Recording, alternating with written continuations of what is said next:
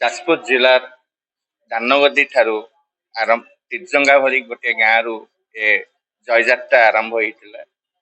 କେବଳ ତା ସେ ଗାଁ ପରିବେଶ ଭିତରେ ରହିନି, ଆଜି ସହରୀ ପରିବେଶ ମଧ୍ୟ ଆସିଯାଇଛି। ଚଲାପଥ ଏକ ଲେଖକ ସମ୍ମେଳନ ଅନୁଷ୍ଠାନ ନୁହେଁ, ଏହା ହେଉଛି ଗୋଟେ ସାରସ୍ୱତର ମାଇଲ ଖୁଣ୍ଟ। ଅତୀତ ଦିନରେ ଚଲାପଥ ଲେଖକ ସମ୍ମେଳନ ସାରା ଓଡ଼ିଶାର ବିଭିନ୍ନ ସ୍ଥାନରେ ତାର କାର୍ଯ୍ୟକ୍ରମ କରିଛି, କରିବାର ମଧ୍ୟ ସୌଭାଗ୍ୟ ପାଇଛି। ପ୍ରାକ୍ତନ ମନ୍ତ୍ରୀ ପ୍ରଫୁଲ୍ଲ ଚନ୍ଦ୍ର ଘଡ଼େଇଙ୍କ ପାଖରୁ ଆରମ୍ଭ କରି ରବି ସେନାପତିଙ୍କ ପର୍ଯ୍ୟନ୍ତ ସମସ୍ତେ ଏ ଅନୁଷ୍ଠାନ ସହିତ ଓତପ୍ରୋତ ଭାବରେ ଜଡ଼ିତ ଏବଂ ଗୀତିକବି ଗୌରବ ବାବୁଙ୍କ ପାଖରୁ ଆରମ୍ଭ କରି ଆଜିର ଯେ ଲେଖକ ଆମ ସମୟର ପ୍ରଫୁଲ୍ଲ ଚକ୍ର ପର୍ଯ୍ୟନ୍ତ ସମସ୍ତେ ଅନ୍ତର୍ଭୁକ୍ତ। ଚଲାପଥ ଯେତେବେଳେ ଭୁବନେଶ୍ୱରରେ ମୁଣ୍ଡ ଆସି ପହଞ୍ଚିଲା, ସେତେବେଳେ କୌଣସି ସାରସ୍ୱତ ଅନୁଷ୍ଠାନ ଭୁବନେଶ୍ୱରରେ ମୁଣ୍ଡ ଟେକି ନଥିଲା। ଏଇ ଚଲାପଥରେ ଲେଖିକି ଅନେକ ଲେଖକ ତାଙ୍କର ଜୟଯାତ୍ରାରେ ଆଗକୁ ଯାଇଛନ୍ତି ଏବଂ ଚଲାପଥ ହେଉଛି ସେମାନଙ୍କର ଏକ ମାଇଲ ଖୁଣ୍ଟ ସଦୃଶ। ଆଜି ଚଲାପଥର ଏକ ବିଶେଷ କାର୍ଯ୍ୟକ୍ରମ ଆୟୋଜନ କରାଯାଇଥିଲା।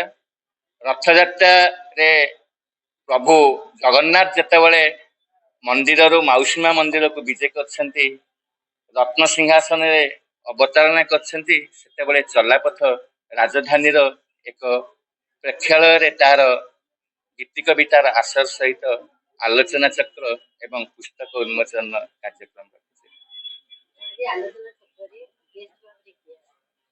ଆଜି ଆଲୋଚନା ଚକ୍ରରେ ଆପଣମାନେ ଦେଖୁଛନ୍ତି ଓଡ଼ିଶାର ଯିଏ ହେଉଛନ୍ତି ପୂର୍ବତନ ଅର୍ଥମନ୍ତ୍ରୀ ଡକ୍ଟର ପ୍ରଫୁଲ୍ଲ ଚନ୍ଦ୍ର ଘଡ଼େଇଙ୍କ ପାଖରୁ ଆରମ୍ଭ କରି ପ୍ରାକ୍ତନ ସିବିଆଇର ଜଜ୍ ଭିକାରୀ ରାଉତ ଏବଂ ଦାନଗଦି ବ୍ଲକର ଯେ ବିଡିଓ ସାର୍ ଏବଂ ଆମ ଭୁବନେଶ୍ୱର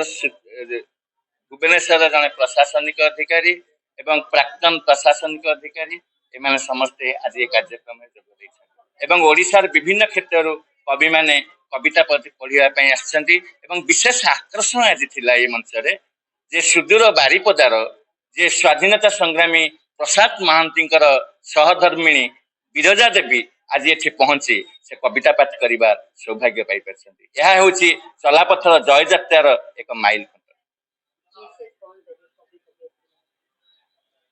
ମୁଁ କବି ଏବଂ କବୟିତ୍ରୀ ମାନଙ୍କ ପାଇଁ ମେସେଜ ଦେବି ଯେ ଆଜି ଓଡ଼ିଆ ଅସ୍ମିତା ନାଁରେ ଯୋଉ ଚାଲିଛି ଜୟଯାତ୍ରା, ଓଡ଼ିଆ ଅସ୍ମିତା ନାଁରେ ଆଜି ସାରା ଓଡ଼ିଶାର ଛଟୁ ଫୁଟିଲା ଭଳି ସାହିତ୍ୟ ଅନୁଷ୍ଠାନ ପାଖରୁ ଆରମ୍ଭ କରି ସାରସ୍ୱତ ଅନୁଷ୍ଠାନ ମାନ ଗଢ଼ି ଉଠୁଥିବା ବେଳେ ଯିଏ ଯୋଉଠି ଯେତେବେଳେ ପାରିଲା କବିତା ଲେଖିଗଲା ଏବଂ ଗାଇଗଲା, ଯାହାର କିଛି ମୂଲ୍ୟ ନାହିଁ ସେ କବିତାରେ।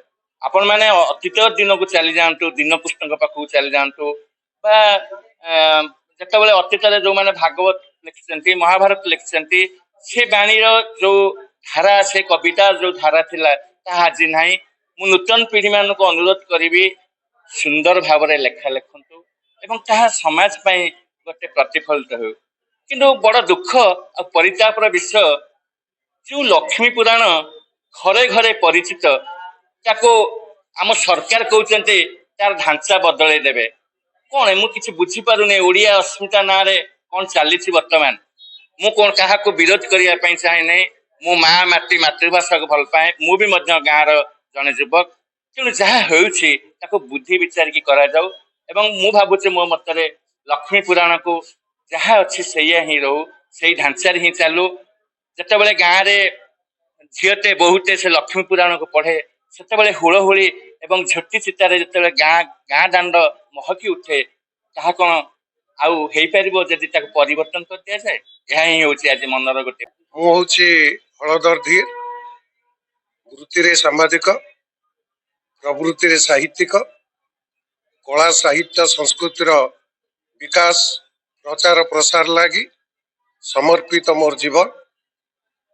ଓଡ଼ିଆ ଭାଷା ସାହିତ୍ୟ ସଂସ୍କୃତି 70 ଦଶକ ଠାରୁ ତାର ସୁରକ୍ଷା ଏବଂ ତାର ଉନ୍ନତି ପାଇଁ ଚଲାପଥ 1970 ଦଶକରୁ ଆଜି ପର୍ଯ୍ୟନ୍ତ ନିରବଚ୍ଛିନ୍ନ ଭାବରେ 54 ବର୍ଷ କାର୍ଯ୍ୟ କରି ଆସିଛି। ଏହି ପୁରାତନ ସାହିତ୍ୟ ସଂସ୍କୃତି ଅନୁଷ୍ଠାନ ओडिशार प्रतिटी साहित्यिक मानकर हृदय सह जोड़िबार जो संकल्प आज तार स्वप्न साकार होइछे।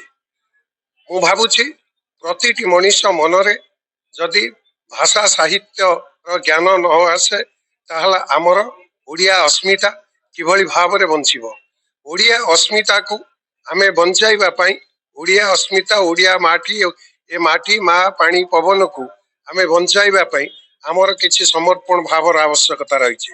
मु आशा करूछि ओडिशावासींकर तांको भाषा तांको साहित्य तांको संस्कृति प्रति प्रतिटी मनीषर समर्पण भाव रहू एवं से गर्वर सह कहतु आमे ओडिया।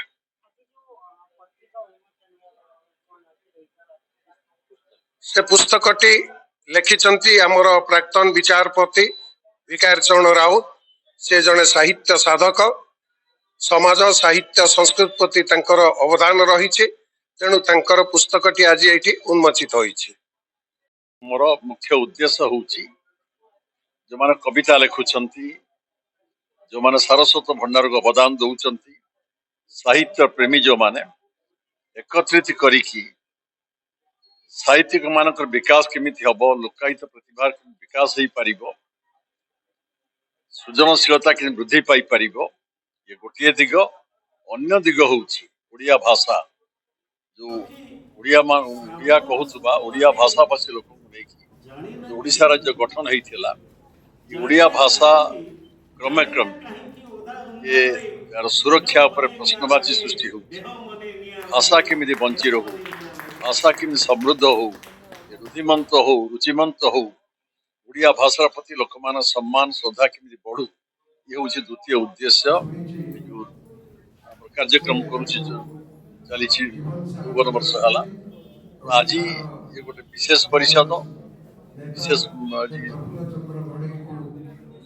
परिवेश आज बड़ कथा हूँ कवि साहित्य मान उत्साहित करने कवयित्री मान विशेष उत्साहित करने संवर्धना करा जाए बहुत कवि साहित्य गला तीन मास तले आम गाट आयोजन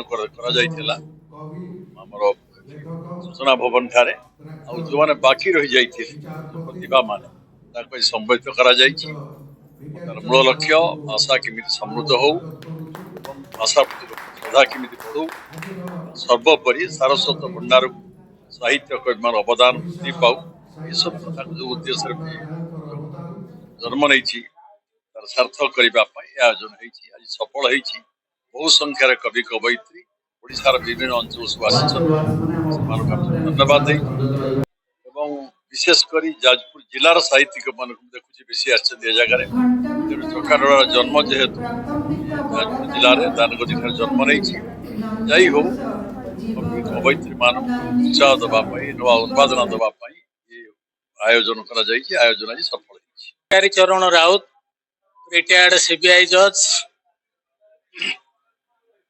मुझे ये उद्घाटक हिसाब से आसी मत निमंत्रण होता चलापथ एक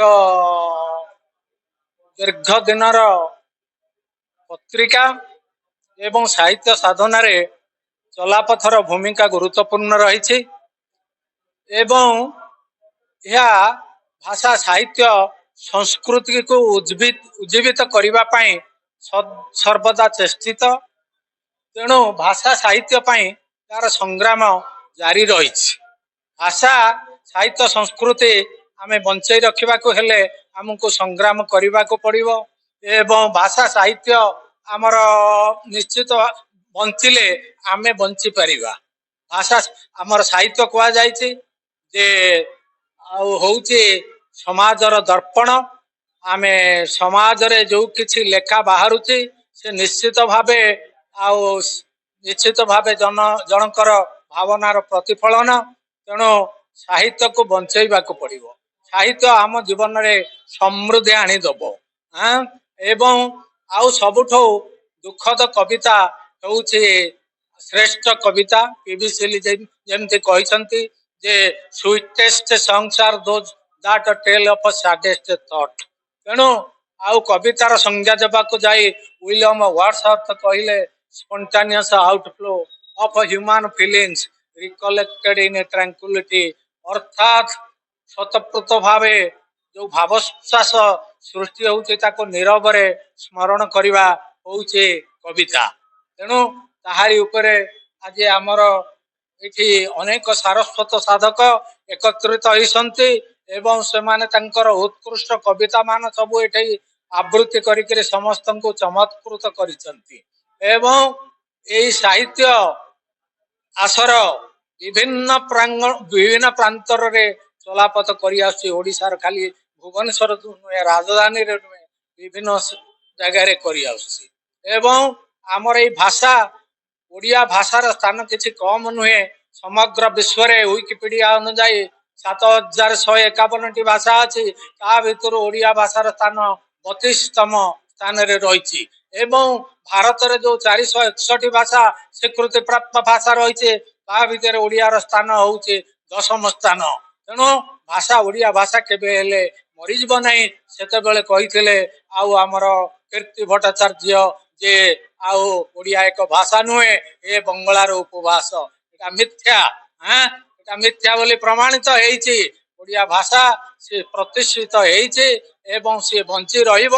ଆମ ସମଗ୍ର ଓଡ଼ିଶାରେ 3,75,75 ଲକ୍ଷ ଲୋକ ଓଡ଼ିଆରେ କଥାବାର୍ତ୍ତା କରୁଛନ୍ତି ଏବଂ ଝାଡଖଣ୍ଡରେ ଏଟା ଦ୍ୱିତୀୟ ଭାଷା ହେଇଛି, ଦ୍ୱିତୀୟ ସରକାରୀ ଭାଷା ହେଇଛି ଏବଂ ଓଡ଼ିଶାରେ ନବକୃଷ୍ଣ ଚୌଧୁରୀ ଯେତେବେଳେ ମୁଖ୍ୟମନ୍ତ୍ରୀ ଥିଲେ 1954 ମସିହାରେ ସେ ଆଇନ ପ୍ରଣୟନ କରିଥିଲେ ଯେ ସରକାରୀ କଳ ଓଡ଼ିଆ ଭାଷାରେ ଚାଲିବ, କିନ୍ତୁ ଦୁଃଖର କଥା ଆଜି ସୁଦ୍ଧା ତାହା ହେଇପାରି ନାହିଁ। ତେଣୁ ଆମେ ଆମର ଅଧିକାରକୁ ସାବ୍ୟସ୍ତ କରିବା ପାଇଁ ସମସ୍ତେ ପ୍ରୟାସ କରିବା ଦରକାର, ସମସ୍ତେ ଚେଷ୍ଟା କରିବା ଦରକାର। କାହିଁକି ଅଧିକାର ବିନା ଜଣେ ମଣିଷ ଉତ୍କୃଷ୍ଟ ଜୀବନ ଯାପନ କରିପାରିବ ନାହିଁ, ବଞ୍ଚି ପାରିବ ନାହିଁ। ତେଣୁ ଅଧିକାରର ସଂଜ୍ଞା ଦେବାକୁ ଯାଇ ହାରୋଲ୍ଡ ଲାସ୍କି କହିଲେ rights R those conditions of social life without which no man can be the best self. ଅର୍ଥାତ ଅଧିକାର ହେଉଛି ସମାଜର ଏଭଳି ଗୁଡ଼ିଏ ଉତ୍କୃଷ୍ଟ ବିଧି ବ୍ୟବସ୍ଥା, ପାରିପାର୍ଶ୍ୱିକ ବ୍ୟବସ୍ଥା ଯାହା ଭିତରେ ଜଣେ ନାଗରିକ ଉତ୍କୃଷ୍ଟ ଜୀବନ ଯାପନ କରିପାରିବ ନାହିଁ।